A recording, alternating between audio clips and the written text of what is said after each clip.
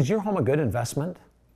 There's very few people in today's massive increase in home values that would say, oh no, I didn't come out that well in my home. Almost everybody likes to brag that I bought it for only this much and now it's worth this much. Think about your other investments, your mutual funds and your IRA or your cash value life insurance. You put money in it, which was a good choice. The value went up over time and you now pull the money out in retirement. Now, why don't we look at houses the same way? You bought it back in the 80s or 90s for $100,000 and now it's worth $300,000 or $400,000, or you bought it for $300,000 and you're in Southern California and it's now worth over $1 million. Was that a good investment? Well, maybe. Can you get at it?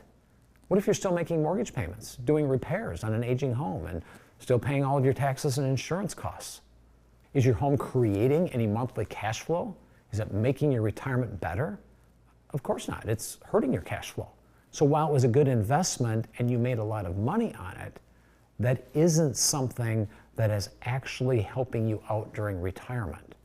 So think about it. When you go to your financial planner, who works with movement retirement professionals, and think about how the income works. You put money into your IRA, you put money into your Social Security, you put money into your investments, and when you're older, you take it out. Why can't you do the same thing with a house? It's really that simple. If we look at your house in a different way, it can be a huge part of a successful retirement plan. Let's work together with your financial planner to make sure that you have a more secure and better retirement. Contact a retirement mortgage professional today to learn more about the HECM product.